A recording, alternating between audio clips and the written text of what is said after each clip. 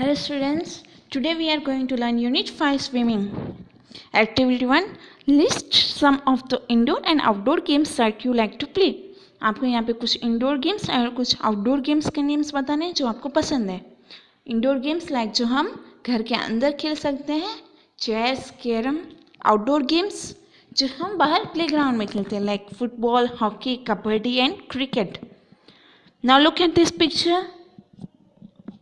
Discuss these pictures with your friends and name the sports.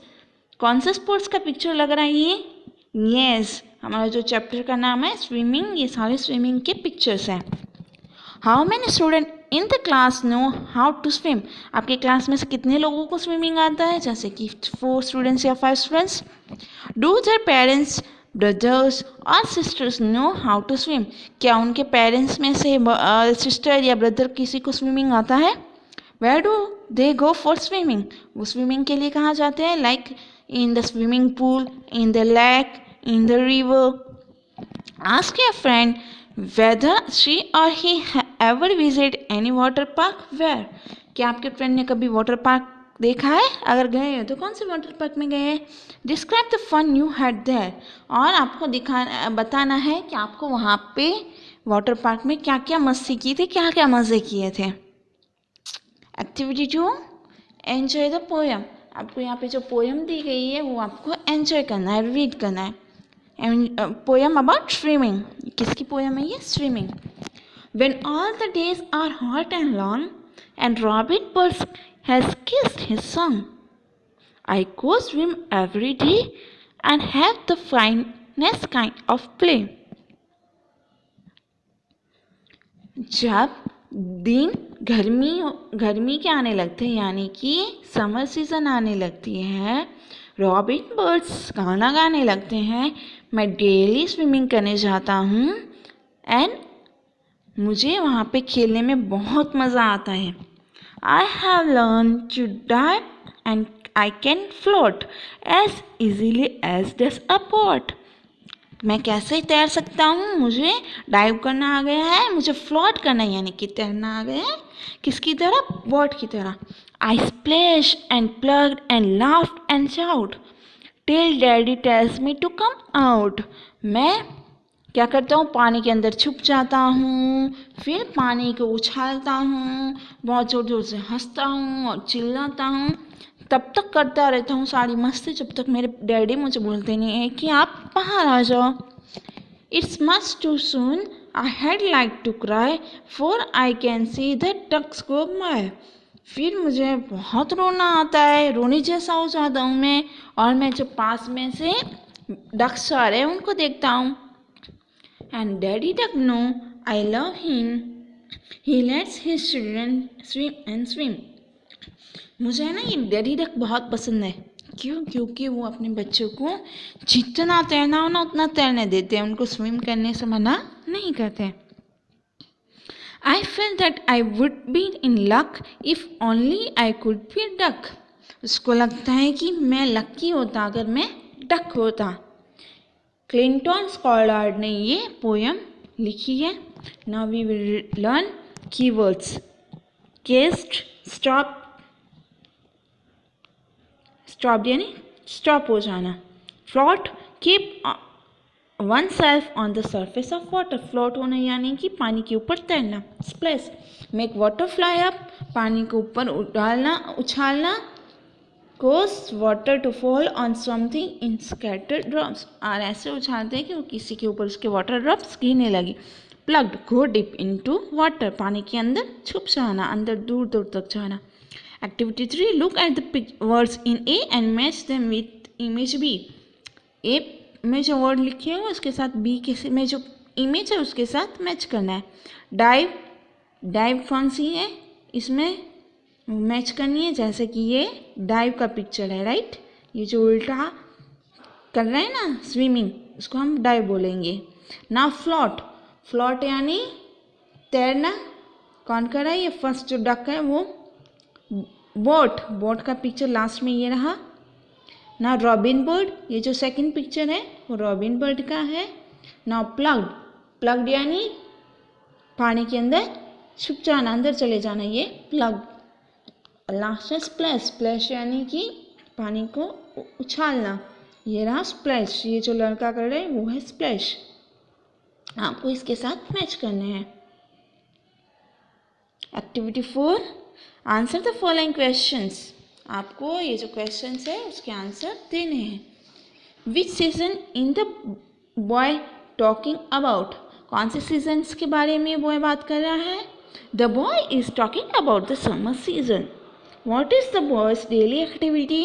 The boy's daily activity is swimming. What does the boy do while swimming? While swimming, the boy dives, floats, plays, plugs, laughs, and shouts. How does he feel when his father asks him to stop swimming? When the boy's father asks him to stop swimming, he feels like crying. Why does the boy like Daddy Duck better than his own daddy? The boy little Daddy Ducks more than his own daddy because Daddy Duck lets his children swim as long as they like. State whether the following statements are true or false. Write T or F in the box. अगर true है तो T लिखना है, false है तो F लिखना है। The boy starts crying when he is called by his father. जब उसके पापा उसको बुला लेते हैं तो वो रोने से ऐसा हो जाता है। True. The boy has a deep desire to be a duck. उसको डक बनना अच्छा लगता है। Yes, true. The boy compare himself with a robin. वो अपने को रॉबिन के साथ कंपेयर करता है। नहीं, false. The boy envies the young one of the duck. True. The boy consider himself lucky. False. वो लकी अपने आप को नहीं मानता था। वो अगर वो डक होता तो वो लकी होता, ऐसा मानता है। The boy feels that he hasn't been allowed to play to his satisfaction. True. उसको जितना मन चाहे उतना उसको तैरने नहीं मिल रहा है। There are some words that rhyme with each other. For example, long song, find out some much more such rhyming words from the poem. आपको इस पोयम में से और भी राइमिंग वर्ड ढूंढने। राइमिंग वर्ड यानी जिसके एंड सेम होते हो।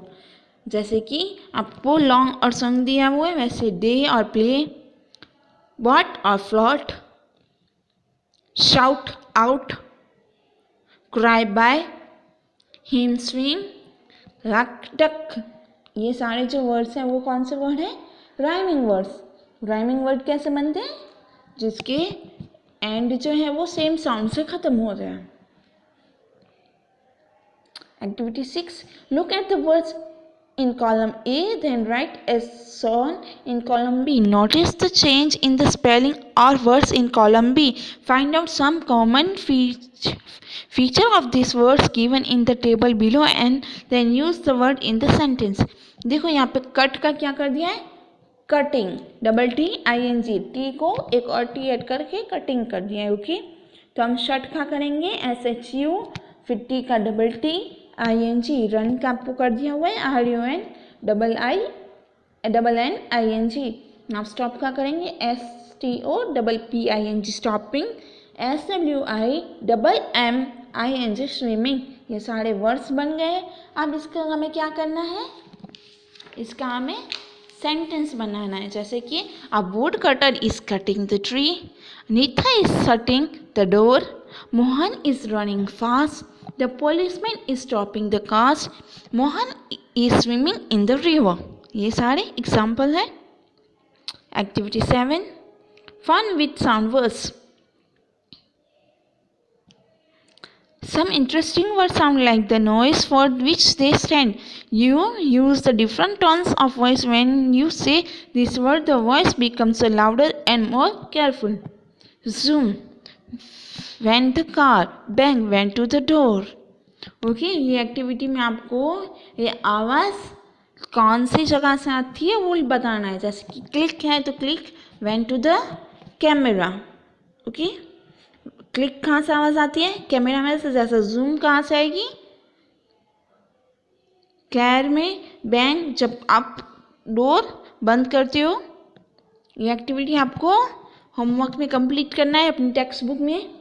Activity 8, read and enjoy the poem. Poem read करनी है और आप उसको एंजॉय कर सकते हो, जोर जोर से रीड करना। स्विमिंग।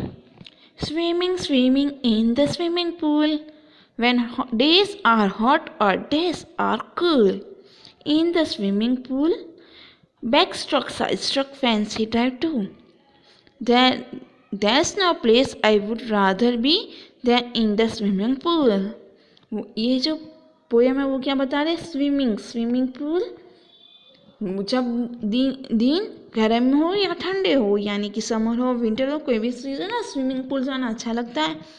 साइड स्ट्रोक्स, फिर बैक स्ट्रोक, फैंसी डाइविंग, ये सारे जो हम तैरते हैं उसके अलग अलग स्टाइल्स हैं, वो करना उसको अच्छा लगता है। और वो क्या बोलता है, मुझे नहीं लगता है कि स्विमिंग पूल से अच्छी भी कोई जगह हो सकती है। एक्टिविटी 9, आपको यहाँ पे भी मैचिंग करना है। ए में जो वर्ड दिए हुए हैं उसको बी के साथ मैच करना है। नंबर 1 है बैक स्ट्रोक। बैक स्ट्रोक किसको बोलेंगे? लास्ट वाले पिक्चर को। साइड स्ट्रोक जो है वो ये रहा, साइड में तैर रहा है। फैंसी ड्राइविंग कौन सा है? जो सेकंड वन है वो फैंसी ड्राइविंग है, जो उल्टा अंदर जा रहा है। Activity 10, find out what is the similar in the poem in activity 2 and activity 8. Not any two similarities, discuss them with your teacher and friend. आपको इसमें से कौन कौन सी सिमिलैरिटी दिखी? जैसे कि both the poems are about swimming, both the poems have mentioned hot days and summer days, both the poems mention diving. Okay, so हमारा ये लेसन यहाँ पे कंप्लीट होता है। आपको एक्टिविटीज़ जो मैम ने होमवर्क में दी है वो टेक्स्ट बुक में कंप्लीट करना है, और जो मैंने आपको वर्कशीट भेजा है वो आपको टेक्स्ट बुक नोटबुक दोनों में लिखना है। Thank you, have a nice day.